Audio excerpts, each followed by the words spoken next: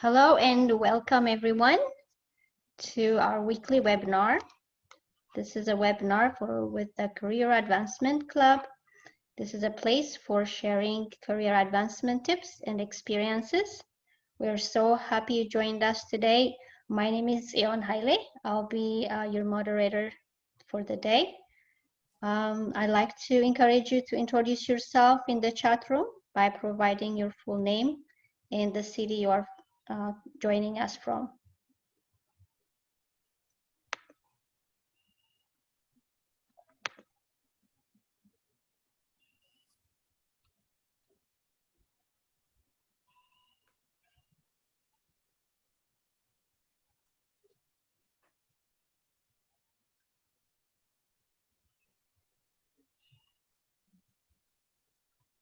Thank you again, and I would like to introduce our webinar host.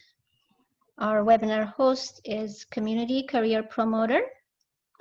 Community Career Promoter inspires career advancement seekers to achieve their highest human potential, connects career advancement seekers with local career resources, and serves all people who seek career advancement. A friendly, important message from Community Career Promoter. Are you seeking career advancement? Contact your nearest American Job Center. Also visit the Virtual American Job Center. Their website is careeronestop.org for self-assessment, training, and other career services.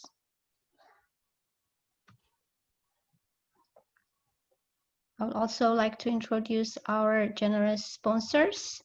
The first sponsor is Impact.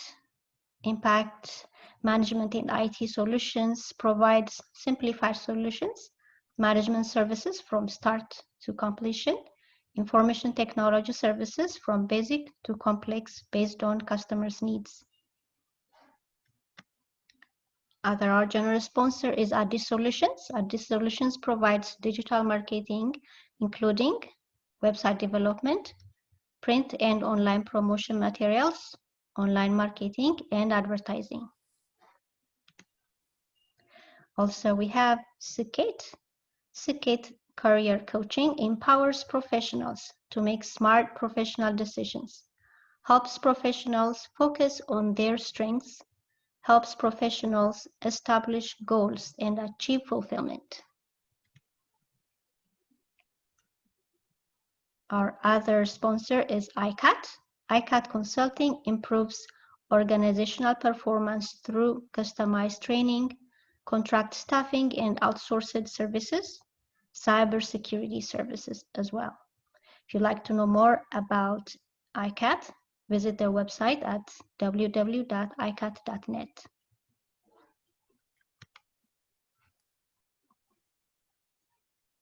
For best experience, I would like to remind you of the webinar tools. Check your mute and unmute buttons.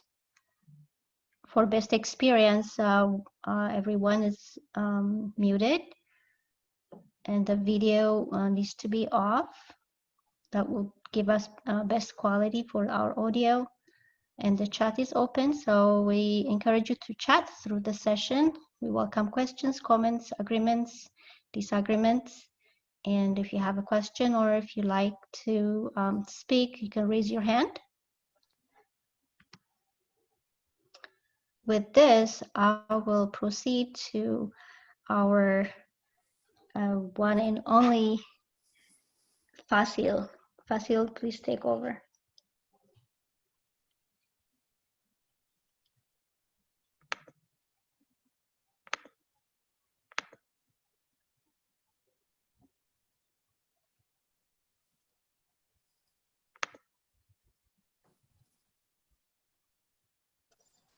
Good evening, everyone. This is your host for tonight.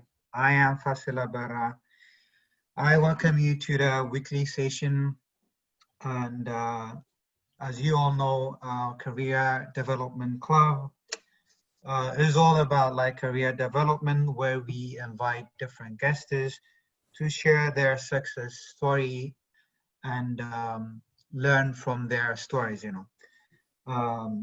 So I hope like you get like different insights. We welcome everyone that'll be willing to share his or her career stories as well.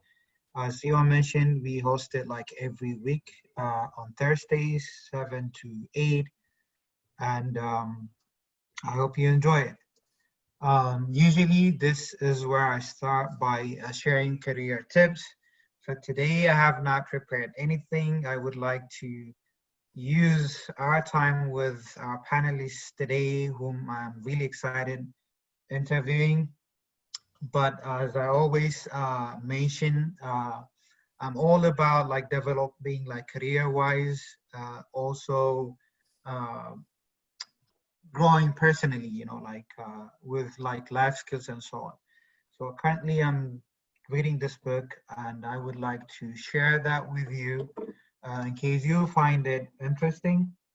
It says Think Like a Monk. It's very promoted like in different medias. I'm sure you've heard of it. It's written by Jay Shetty. The book is mainly focusing on like your personal inner personality and skills, but I believe this is also essential to grow as a person, at the same time to implement the concepts in the career field as well. So I hope you enjoy the reading. Last week we advised to watch a documentary on Netflix called Social Dilemma. I hope you found that interesting. So without further ado, I'm going to take you to our panelist today. She has a different background. I get to interview a previous three guests before. So far, I haven't seen or I haven't met anyone with such a diverse background. She is an entrepreneur. She is a researcher. She is a designer. She's also an educator. She's a volunteer. She is a businesswoman. She wears many hats. She worked in the education sector like more than 2 decades.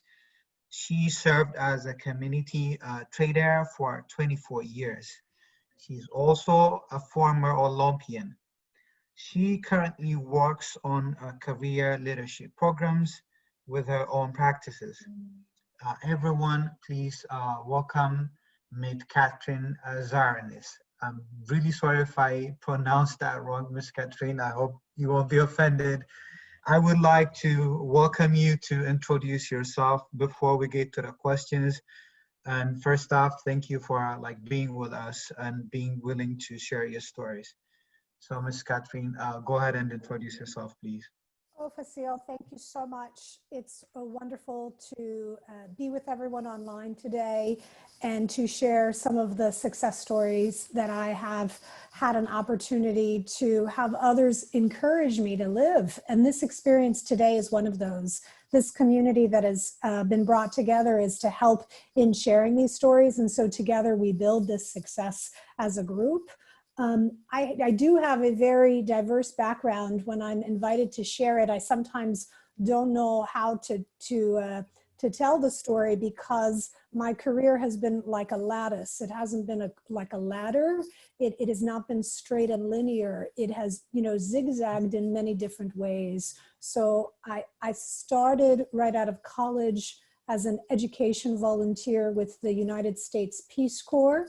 And I served my tour of duty in Romania for 2 years, teaching future leaders communication skills. And then I went on to serve as a financial commodities trader, as you shared. So I worked in financial services in a corporate environment for 5 years. And from that, I trained for a spot on the Greek national softball team playing women's competitive fast pitch softball. It is like baseball, but the ball is larger, which led me to a career as a leadership developer. And I've been working with individuals and organizations in the public sector and in the private sector and in the education sector to develop their leaders and leadership development programs. And so it is my great pleasure to be able to share with you some of the things that I have learned along the way. Thank you very much, Ms. Catherine. That is really extraordinary and phenomenal. What a background. I've been participating on this event recently, which empowers like women. And then every time I get to meet a woman with like different success stories, like it really, initiate me like to learn more and to really value your insight and career tips. With that, I will take you to our first question. So, what are the best insightful career tips that you received from others? I have received many. And so I do think that the most important one, or the one that I'd like to start with, is embodied by a statement that Dr. Maya Angelou used to say often. She used to say, making a living is not the same as making a life. And for me, what that means is pursuing a career. And for me, a career is something that's meaningful and purposeful, but something that will also cover the bills. And a job for me is a task that we do just to cover the bills. So if you're going to build a life, right, and a life worth living, then I would encourage folks to build a career and not just be looking for a job. The other thing that has been shared with me, and it comes up every time, and it's one of those things when we're earlier in our career, we feel a little apprehensive, or if we're new to an area, we might feel a bit apprehensive, but it's to develop a professional network the way we all are doing online today. It is one of the most important things you can do, either to build a network or community around you, whether it be through professional associations, through school, or through volunteer opportunities. I know that my richest career success opportunities have come through a professional network. And so I emphasize it when I teach at the graduate level. I encourage, or I make it mandatory for my students to be engaged during the semester in a professional network of their choice, and to start early. And then I guess one of the most interesting bits of advice I received from one of my most beloved mentors and supervisors, and that was to set 2 professional goals each year, something that the industry needs, right? So something that may not be something I am so excited about, but I know that it's in high demand, or something of interest, or the universe is calling for it. And then another thing that I'm really passionate about or curious about. So at the beginning of the year, I usually set at least 2 professional goals. One that I think is a way to develop myself because it's something that is needed, and then something which is of personal interest to me. And I actually use a tool. Sometimes people ask me this, but this is something that can just be written in a journal. I use a technology that was introduced to me by this beloved supervisor and leader. I use a tool called MindJet, where you mind map these goals, and you start to create different ways in which you're going to realize those goals. So once I started to do this practice with this beloved supervisor and leader, I continued that practice each year of setting myself up with two goals each year. One that I thought was necessary, and then one that I thought was interesting. Great insight, Catherine. You talked about building a career that you're passionate about, besides, looking for jobs that makes us financially independent. You also talked about developing professional networks. One follow-up question that I would like to ask is, you mentioned a little bit about your mentor. So we always talk about mentorship in these sessions. So how important is mentorship? And for those of individuals that are seeking mentors, like, how do you get those mentors? How can you reach out? Like, is there any tips you can give us on that? Sure. It's interesting because First, I'm going to define how I use the word mentor. So, a mentor for me, the way I use it, is somebody that has done something professionally that I'm aspiring to do, right? So, they have walked in those shoes before and they can provide advice to me, right, around what they did, or they can introduce me to other people in the field that have done that.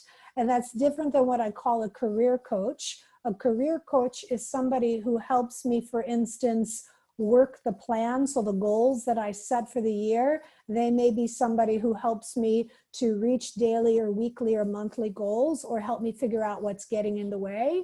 So a mentor to me is a little different than a career coach, and both are necessary, but the mentor is different, and we oftentimes need several mentors, and we need different kinds of mentors, and we need different kinds of mentors at different periods in our career. So in some instances, when I first started my Peace Corps service, I was the second youngest person in my group.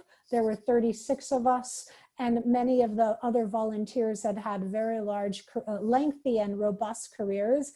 And I had no idea that the people that were serving with me in a volunteer capacity would be able to mentor me. So volunteering in setting up yourself in an area that is of interest to you, and volunteering is a great way to meet potential mentors. And I can share with you the one I met several in the Peace Corps. One happened to be my supervisor, who is still a mentor today, 25 years later.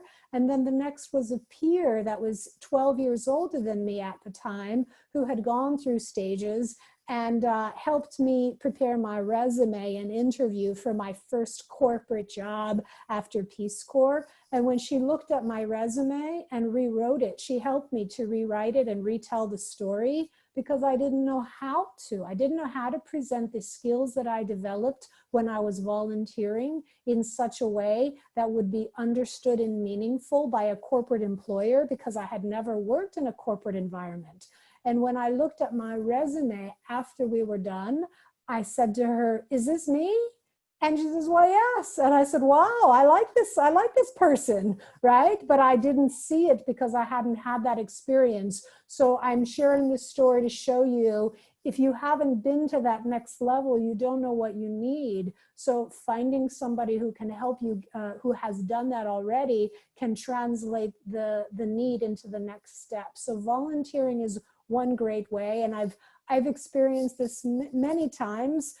Throughout, I volunteered to serve as a local president of a professional association. And without much information about the association, I just knew that they were in need, and it seemed to me that I could do it. And I'm still receiving mentorship from that volunteer opportunity 10 years ago. So when I'll get stuck on another level, I'll reach out to folks who I was introduced to when I was volunteering. So that is a huge way. And then going to school, I know that when I went back to get my master's degree, I have several of my classmates who will reach out to me and say, "Hey, Catherine, I know you have had this experience before. I'm looking to get into this experience. Would you be willing to mentor me on how to transition from teaching K through 12 to entering in a training profession in a corporate environment?" So it's having putting yourself out there and making a request when you know that that person has had an experience that you're looking to do. Thank you very much, Catherine, for that reply. And most of all, thank you for clarifying the gray area between mentorship and career coaching, because these days, like, it gets to be mixed up a lot. One of the people that I know who really believes in volunteering is Gabe Hamda, and he always talks about it. And then he also forwarded a question in the chat box. It says, "Catherine, agree with the fulfilling power of volunteering and providing community to make a difference. The question is, there are times when my day job demands a lot of my time and energy with no bandwidth to volunteer. So is there the best season for volunteering, or is volunteering part of your entire career? That's a really great question. I think I'll answer those in two parts. So I think that for people that are busy, you know, they have very demanding day jobs and maybe they have a lot of personal responsibilities.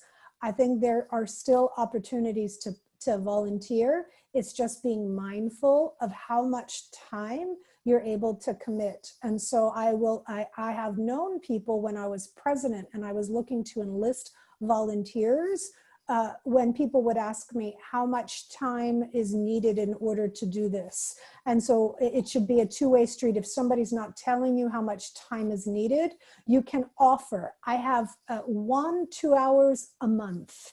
I have 30 minutes a week. I have, you know, I knew a woman who was pregnant and she was president of an association, and she told her team, I have 3 hours a month and then I'm going to delegate XYZ. So getting very clear about how much time you have available and when that time is available when you are offering or asking for a volunteer opportunity, right?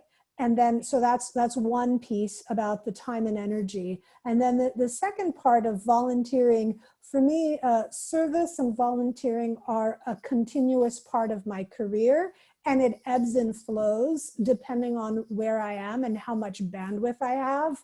But I view volunteering as the highest form of leadership because it's a service that I'm providing. And when you are providing your skills and your strengths, which you may not think are so special, but when somebody is in need and it's exactly what they need, right? People see and witness those gifts, and then end up endorsing and sharing those with others, which then invite others to ask you at later times. So I have formally volunteered in every decade of my life for periods of time. And then there have been other times where I have informally volunteered in an unstructured way, but I always actually look for some kind of service activity to do every year. And this is a sort of a related, unrelated thing. For instance, the notion of always having a service in your life. Every November for me is the month of gratitude and thanks. I will donate 500 things, and they can be small things. It can even be a pencil, right? And so I find organizations that I want to provide a service to. This year, because my hair has grown so long in this period of COVID, I've decided in December that I'm going to donate my hair that has grown through COVID to an organization that makes wigs for folks that have illness. So I try to think of how to be of service and volunteer in whatever way. And this year I didn't have a lot of time, but I could volunteer and offer service in a way that I didn't have to add more effort to my day. That is amazing, Catherine. So thank you for clarifying the question on how to volunteer, when to volunteer. And usually when you think of donations, like people always think first about like finances or like money or kinds, but donating what you have is like, it really speaks a lot about personality. So I really admire you for that. Thank you for doing that. With that, I will take you to the second question. So our careers are like full of lessons, like on a daily basis, on a yearly basis, like we all learn like things throughout our career. My question to you is, what are the career lessons that you learned the hard way? This list is so long. It was so hard to narrow it down. I think all of us, you know, the hard way or the things where we have had some failure are the lessons that we've learned. We've had the greatest opportunities to learn. And I think the thing that I learned in my 20s, early in my career, because, you know, you have your whole career ahead of you, I didn't learn to have a backup plan. I didn't learn to have a plan B, because you don't know. It's the first time you're trying something. So you say, okay, of course this is going to happen. And so you don't know that, you know, you have this intention, but the universe has another plan, right? And so even though you're trying, you might need to have a plan B or a backup plan, just in case your plan A doesn't work out quite in the way that you had imagined.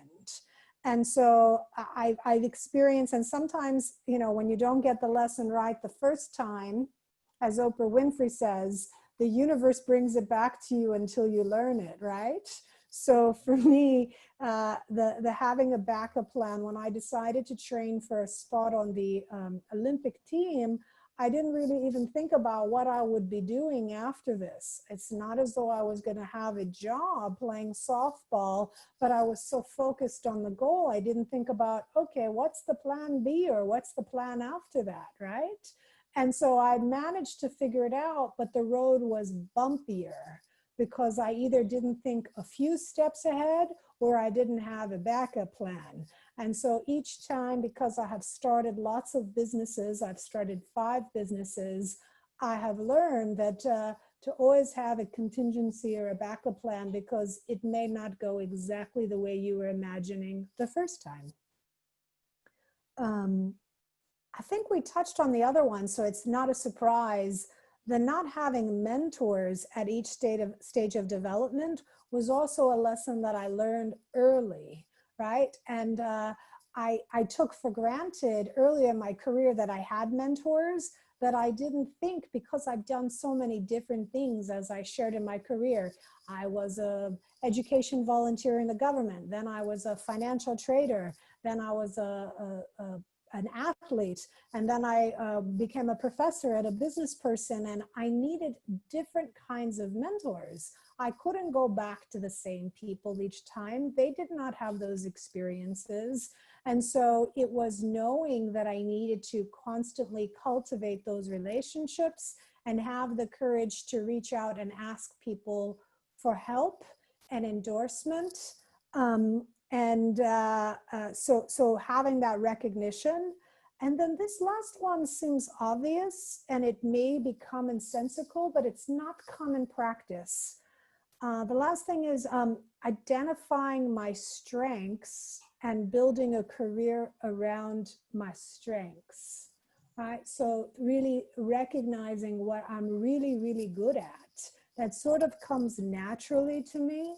And then building a career at, so that it feels as though you're not really working. You're just really using the gifts that you've been given. And it wasn't obvious to me. This didn't really, I learned the hard way. I thought I needed to be working on my weaknesses so that they wouldn't be exposed, and that, you know, somehow I needed to be challenging myself. And the areas where you're going to get the greatest leverage in your career. So, and I'll define leverage as low effort, high impact. So the areas where you're going to get the highest career leverage is when you're operating out of your strengths, not your weaknesses. And so owning them and being proud of them and recognizing them and putting those to work. I learned the hard way that I needed to do that earlier in my career. Those are amazing lessons. I would like to ask you a follow-up question on that. So I always like, I like to add this question because like not enough space is not given to it. So we tend to focus on like lessons that we learn throughout our career time, right? So are there any lessons that or like values that you have to unlearn as well?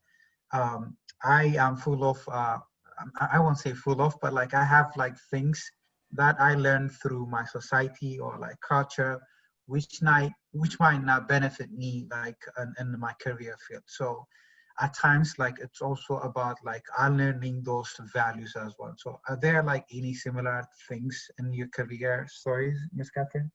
It's interesting that you should ask the unlearning piece, because when I think about at what point in the beginning of your career, you're really focusing really a lot on learning how to think for yourself and do things on your own.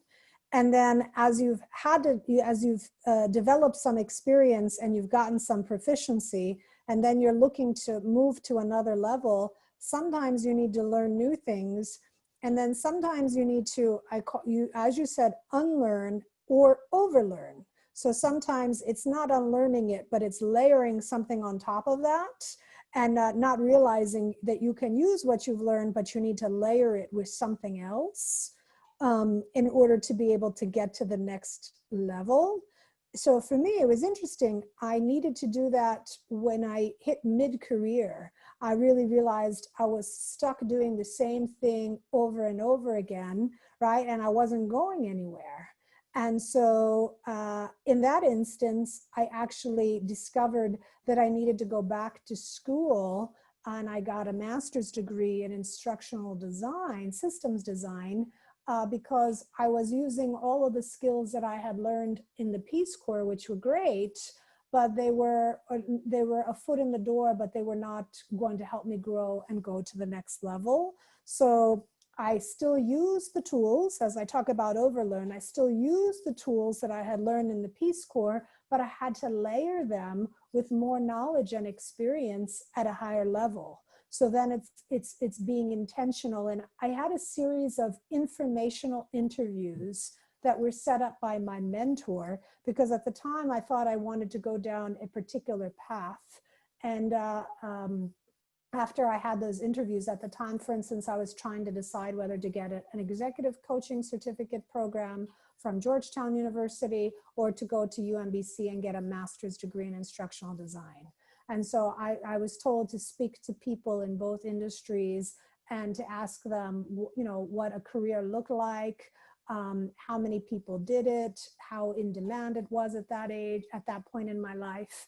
And so by having a series of informational interviews that were set up by some of my mentors, I was able to make the path that helped me then figure out how to overlearn, right, what I had learned previously. But many times we can't do it ourselves. We either have to speak to somebody that helps us share their story, or a coach has to reflect that back to us, because sometimes it isn't obvious to us, right? That we don't know that we need to either unlearn something or overlearn something or learn something new.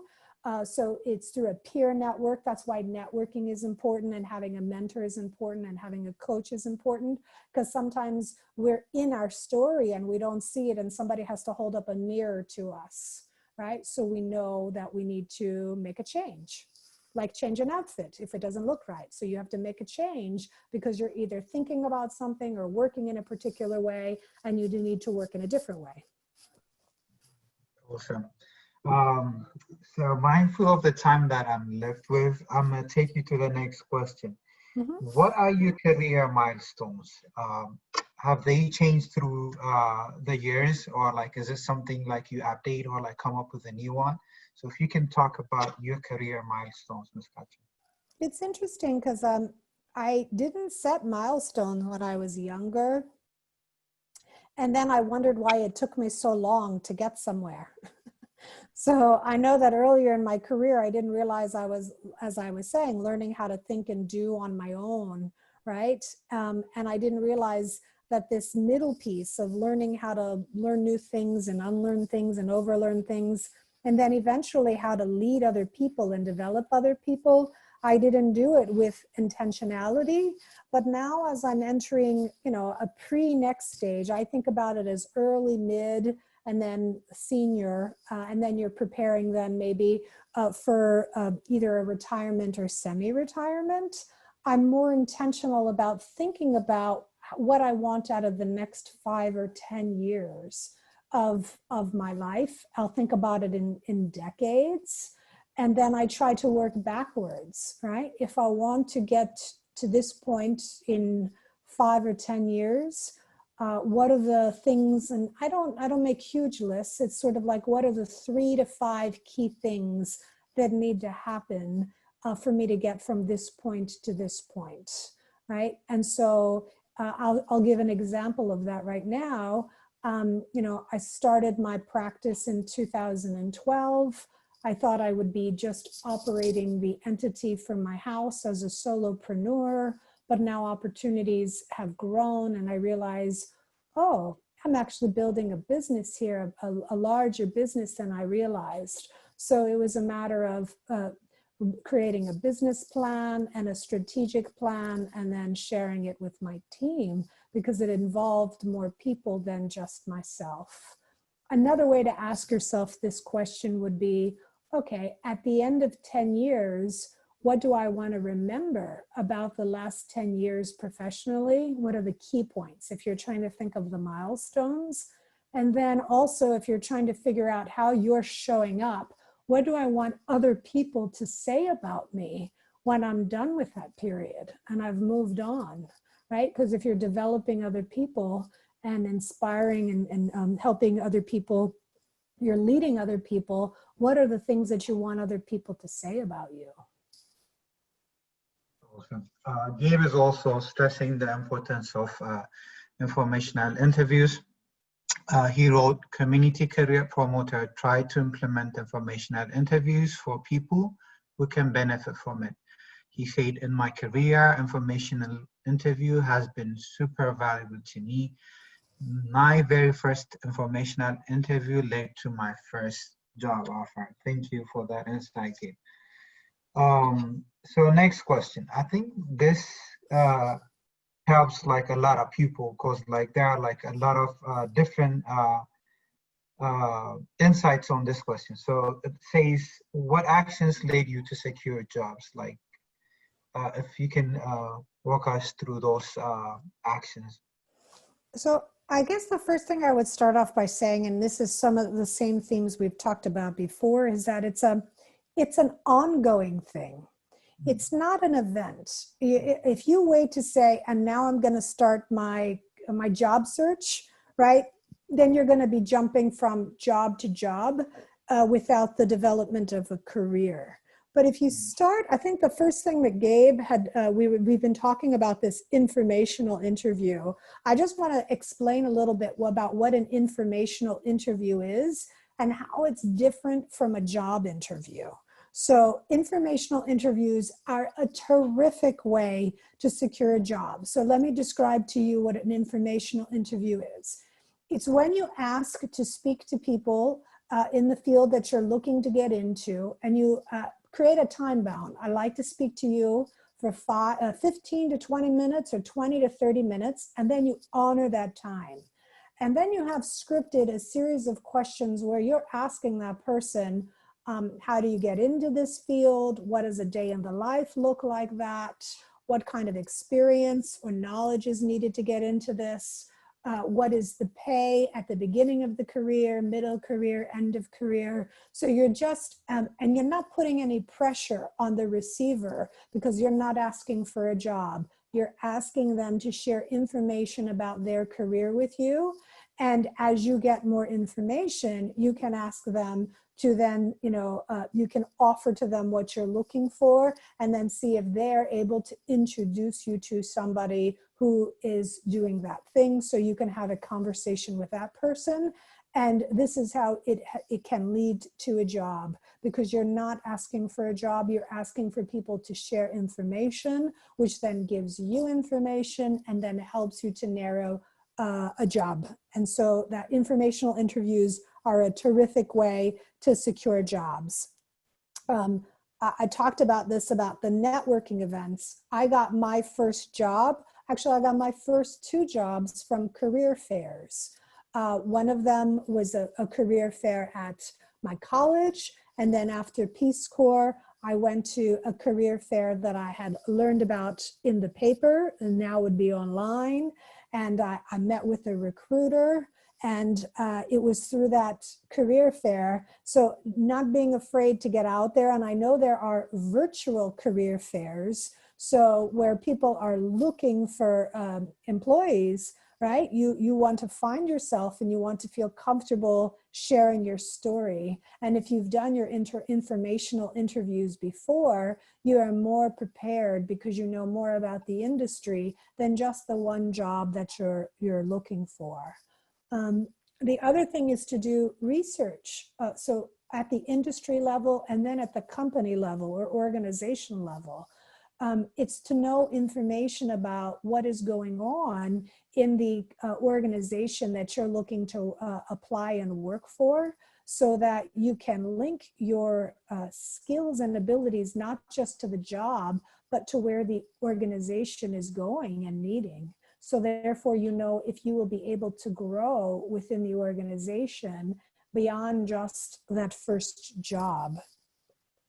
And then it's the other things we've talked about, you know, working with your coach and mentor as a guide, the volunteer. And this other one that I'm going to share is what came for me mid-level. And that was not being afraid to innovate. So the thing that has helped me to secure jobs is to not be afraid to do something and that other people haven't done before. Because then when you talk about it, you don't actually have to go looking for the job. The jobs come to you because people know that you are the person that does it the best. Thank you for stressing the importance of informational interviews, Catherine. You also talked about networking events with the pandemic that's going on. As you've said, virtual career fairs are more getting popular these days. Cities or like different industries might have them in different times. I know Alexandria hosts like different virtual career fairs for different individuals with different background, and research is one of the important methods to lead you to secure jobs. So with that, let's go with the next question. Before we go to the next question, I cannot help like asking this question, Catherine. Might not be career relevant, but can you spend the next 2 or 3 minutes sharing us your Olympics experience? Like I grew up like watching Olympics, different Olympics. Being an Ethiopian, you know, like we really love like running and like other Olympic sports. Please like walk us through your Olympic experience for the next 2 or 3 minutes. I can do that, sure. So I grew up playing fast pitch softball. I played in middle school. I played in high school. I played on a junior Olympic team in high school. You know, I'm first generation Greek American, so nobody in my immediate family played sport. And I'm also the first person in my family to go to college. And so my family did not really want me playing sport. They wanted me to be more focused on academics because they saw that I had academic potential. And I also had a really intense drive. And so I was recruited by coaches who said, this young woman will work really hard. So I was always the first player on the field and the last player to leave. And so coaches would recommend me to other coaches where I found myself playing on a junior Olympic team. And because of sport, I was then recruited to apply to a small private liberal arts college where I studied my undergraduate degree, but I got recruited. And the coach that recruited me, I didn't know, had played internationally in international contests. And he had played and won several awards. He was actually inducted in the Hall of Fame for the sport. So I was really being coached by incredible individuals that had played internationally and were setting me up. As I was returning from Romania, I learned that the country of Greece had won the 2004 Olympics.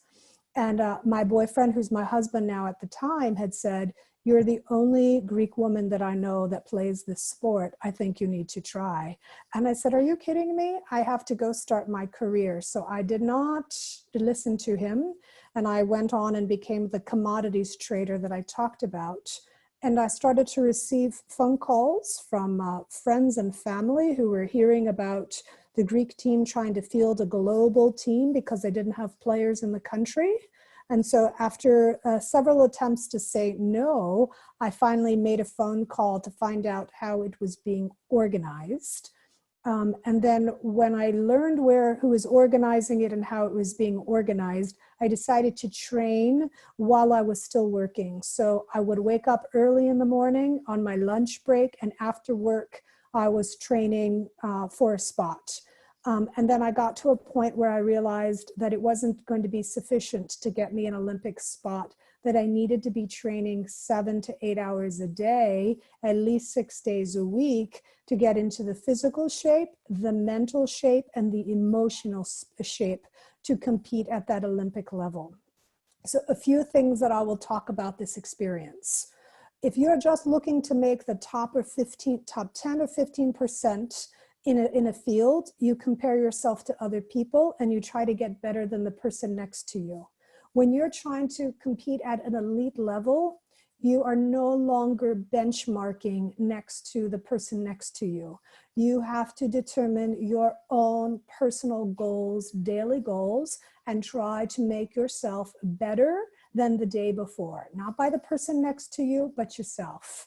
And I learned this lesson because when I was invited for my Olympic tryout, I was told to find other players that had played in the Olympics whom I could train with and who I could speak with. And there was nobody on the East Coast that had tried for an Olympic spot in this sport. Everyone had played in California. And if you had not played in California, you were not even invited for a tryout. So I was told by my coaches, stop comparing yourself to anybody regionally or even on the entire coast, because nobody has played at that level and you are going to think that you're advancing when you're not. So you need to set your own personal standard and try to achieve new goals and new standards on a personal level. And that is what I did. And that is also what I tell people when I was nominated to be president. I told my team, I might look to see what is going on, but then we decide what our goals are, and then we try to improve each and every time as individuals and as a group to get better than where we were before. What a fascinating story. I really believe that we learn a lot from that commitment, hard work, and passion. We've also talked about like comparing, as you've heard earlier, like I mentioned a book written by Jeshiri, Think Like a Monk. He talks about this 3 cancerous things to a person, which are like comparing, criticizing, and complaining. So it's funny how you mentioned it. We tend to fail and fail beyond like our standards by comparing ourselves with others. So you gave us a lot of like important insights, and I really thank you for that. My next question is, what actions on your part led you to achievements or promotions? Courage. I think, and this is especially to the women that are on the line, but not only to women, people are afraid to ask. They're afraid to ask for help. They're afraid to ask for money. They're afraid to ask for endorsements because they're afraid to hear rejection. Okay, so first and foremost, it's having the courage to ask, because if you don't ask, people aren't going to give it to you. They're just not going to recognize your hard work and say, oh, because of all of this hard work, we now give you this. We think it works this way, but it doesn't. So if you're afraid to do it, you should practice making the ask with somebody whom you trust, right? So that you can get accustomed to the resistance or the no, or having the courage to be able to say it. One way to be able to do that is to have done your research. So documenting your successes and not being shy about sharing those successes when you are going to ask for a raise or a promotion or an advancement. When I was a commodities trader, I was the only female on the desk. And I always felt like I was working harder because every woman was looking at me like, I hope this person is not going to be not performing. She's the only woman. And even though I was producing more than everyone else, I always wasn't making as much as others until I figured out that women on average ask for promotion 4 times a year. men will ask 16 times. So part of this differential is because they have the courage to keep asking, whereas women wait until somebody invites them to showcase their successes. So you need to advocate for yourself. You need to share your successes. You need to form coalition to have other people sharing your successes. And then you need to ask for your worth. You need to have the courage to ask for it. That is another great insight. Knowing your worth and being courageous is something we all can implement in our career path. I would forward my last question, and I will see if there are like any questions from our participants. If you have any questions, you can forward it. You can come or unmute yourself, or you can forward it through the chat box. So my last questions to you is, what advice would you give to the younger version of yourself? There are a few things. The first thing is to listen and believe in yourself. You know, when I was first training for a spot on the team, I didn't actually see myself on that stage. I didn't believe I could do this. So if you don't believe in yourself, no one else is going to believe in you. So you need to have the courage to believe that you belong to be there. You have to prepare to have the confidence to be there, but then you have to actually visualize and see yourself doing this. So really believing and committing yourself to it is one thing. The other one is, I talked about recognizing what your own values are and what's important to you, and then living in your truth. I would often find that I was most unhappy in my career when I wasn't living in my truth. So the way I keep myself honest is to keep a daily journal. And I would just tell my younger version of myself, keep journaling. It's going to be really helpful to you later in life. Thank you very much. I really enjoyed our session. I hope we get to see you with the next few sessions as well. So we have 5 to 7 minutes to take questions from our participants. If you have any questions, feel free to forward it. Laka Mariam has a question in the chat. Oh, I don't know how I missed it. My apologies. Laka Mariam asked, while employed and looking for another job, is it okay to list my current supervisor as a reference or not? I think it depends on the relationship that you have. There are employers now that realize that folks don't stay for life in the same place, and they recognize that they're going to get the most engagement if they're supporting somebody in their next step.